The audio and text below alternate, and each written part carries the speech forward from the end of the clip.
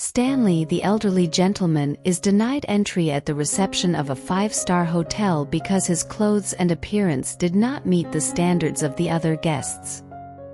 But when he finally could reveal his identity, no one believed the confusion that had been stirred up.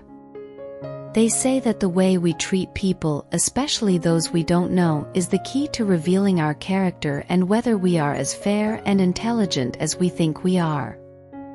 In today's story, we will learn about Stanley's experience and how being expelled from a hotel reminded him of the most important aspects of our relationships and communication with others. The elderly man, already tired, stopped on the sidewalk and looked at the five-star hotel across the street. He was wearing ordinary clothes and a pair of shoes that showed signs of wear from working. The old man passed through the automatic door of the hotel and entered the lobby. The space was impeccable, with modern decoration, padded seats, and a shiny floor reflecting the light coming through the large windows. At the reception, there was a well-dressed woman with impeccable posture and light makeup, displaying expensive-looking high heels.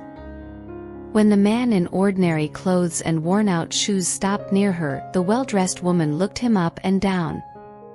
It took less than 2 seconds for her to judge that the old man was not a guest or a client. She thought he was someone who needed information and prayed that he wasn't a homeless person who had entered to disturb the guests.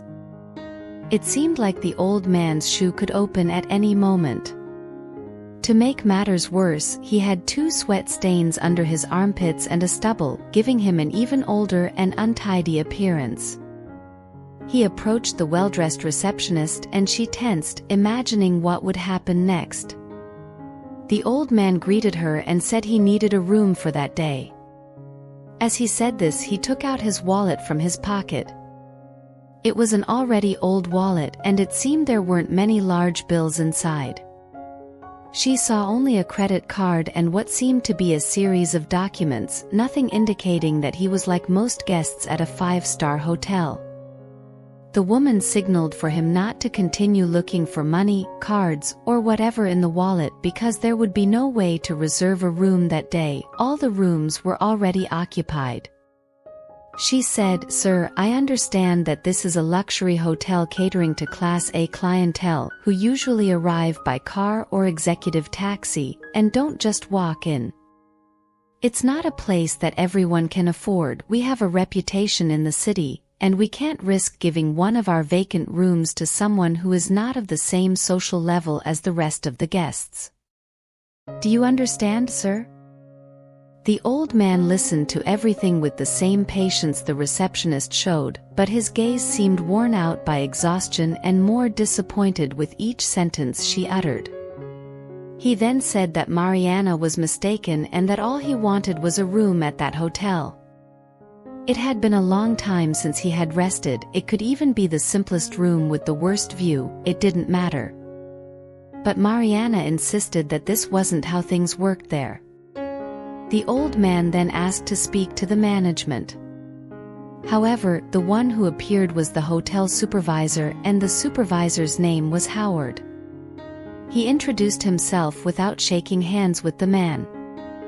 Mariana quickly told Howard what was happening, and he did not stop looking at the man in the eyes, maintaining a rigid posture. He sided with the receptionist and told the old man that a few blocks away there was a hotel with fewer stars, and there he could be accommodated. But the man refused to walk in the direction indicated by the supervisor. So Howard called for the intervention of the security guard, who grabbed the old man and dragged him to the entrance. When halfway there, the supervisor asked the security guard to stop. The old man thought that finally these people had realized the mistake they were making, but that wasn't the case.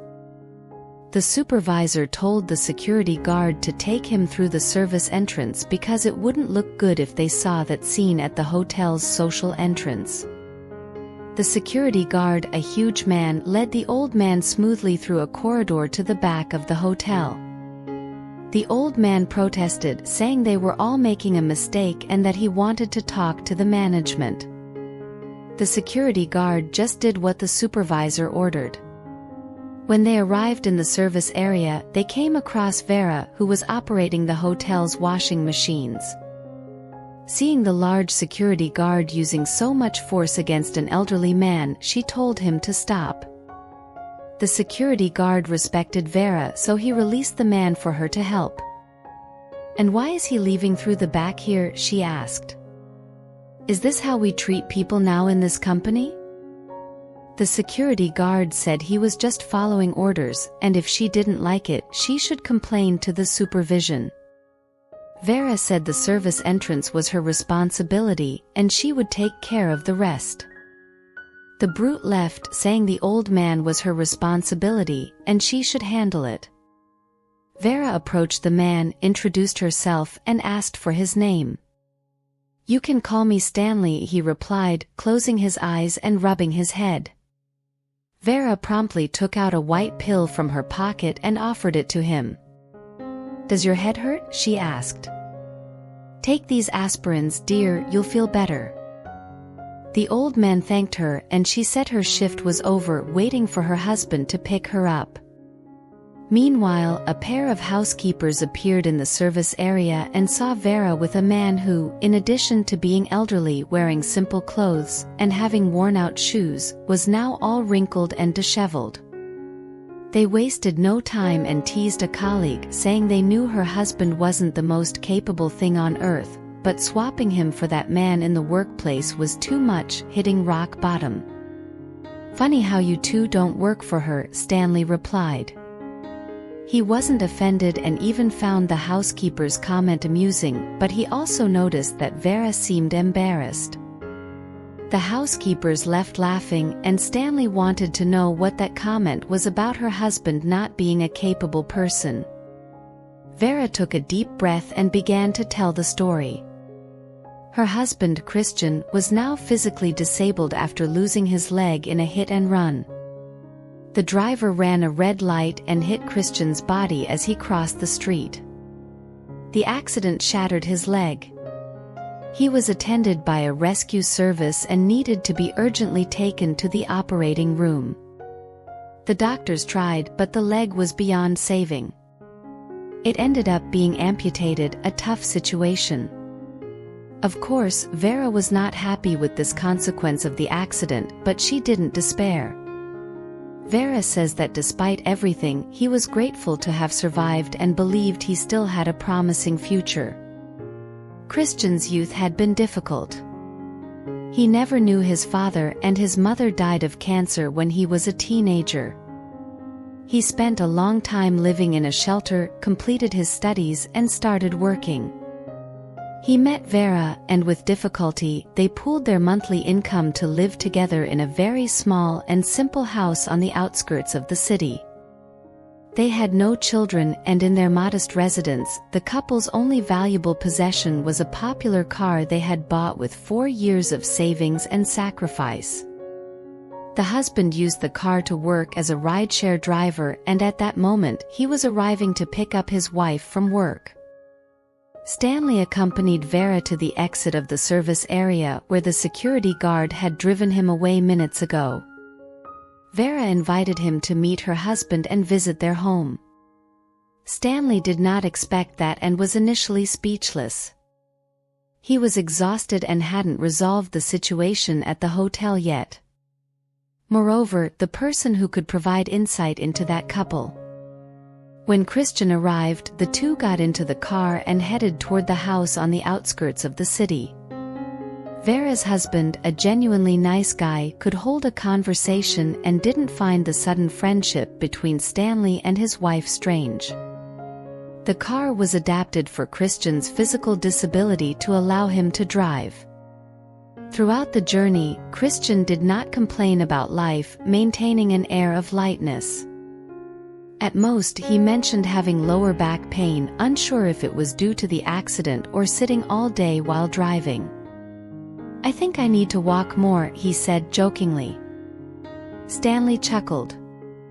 Stanley realized he hadn't felt so relaxed and at ease with someone in years. He managed to rest at Vera and Christian's house without having to stop talking to them. As the hours passed, Vera thought that the elderly man might have nowhere to go and invited him to spend the night. Stanley accepted and slept on the old sofa in the living room. The next day Stanley got up, tried to fix his hair and shirt by himself, refusing Vera's offer to iron his clothes. Stanley asked Christian to take him back to the hotel since Vera was also going there. They entered through the service area.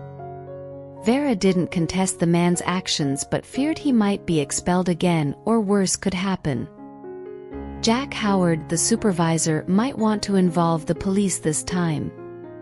Stanley walked through the back corridors of the hotel until he reached the lobby. There, he stopped in a corner while Mariana was talking to a woman in a business suit. The name tag said Layla, indicating she was the manager. Stanley approached and Mariana felt a chill down her spine when she saw him again at the reception. She excused herself to the manager and went in his direction, already stating that he had to leave when she noticed him. Stanley ignored Mariana and began speaking directly to the manager, Layla. "How are you managing things around here? I was about to give you a promotion, put you in charge of more hotels in our chain, but it seems these people here have no idea who they're working for." Layla started apologizing to Stanley when Mariana finally realized she was in front of the hotel owner. She apologized, saying she didn't recognize Stanley dressed like that. He mentioned trying to identify himself, showing his documents to Mariana, but the receptionist didn't let him introduce himself. He was dressed like that because once a month he volunteered at the animal shelter in that region. He had spent a long time organizing things at the shelter and didn't realize he was without a phone to call a car to take him home. So he decided to go to one of his nearest hotels. But for Stanley, all of this was beside the point. He said the way they treated him was unacceptable, not because he was the owner, but because the treatment was cruel, with no consideration for the human being. Stanley stated that he would have to review the roles of all the employees in that hotel, and he couldn't guarantee that the manager, supervisor, receptionist, and security would keep their jobs. However, he made it clear that Vera, the person responsible for the service area, had shown herself to be a person with much more tact in handling the situation. If anything was worth all the stress caused by that incident, it was that Stanley had found someone he could trust and who didn't let the hotel's 5 stars dictate her behavior. Mariana pleaded not to be fired, recognizing her mistake and being willing to change. Stanley found it strange and said it was okay, she could stay, but she would have to do a month of internship in the hotel's service area, where she wouldn't work in beautiful clothes, jewelry, high heels, and makeup. Mariana said she wouldn't do that, she wouldn't participate in that punishment. She would feel humiliated and degraded, which was unacceptable.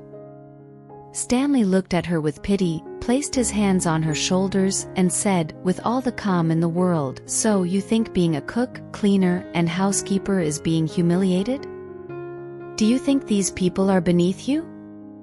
Well, know that they are very worthy, and the punishment is what you caused to all of us with your arrogance. The only thing unacceptable here is your lack of humility." The next day, a man in a suit and tie arrived late in the afternoon at Vera and Christian's house. He introduced himself and said he handled affairs for Mr. Stanley. By then, Vera already knew that the old man she had met the day before was, in fact, the owner of the hotel, and she couldn't believe what had happened. The man in the suit was there to deliver good news. Christian would receive a prosthetic leg and physiotherapy for his pain. They would also have a better and more spacious house in another part of the city, closer to the commercial area. Additionally, if Vera agreed, they would pay for an intensive administration course to prepare her for a higher-level position at the hotel. Vera and Christian were stunned by the news. They were happy, but at the same time, they thought it was too much of a gift for a couple that hadn't done anything special for that elderly man.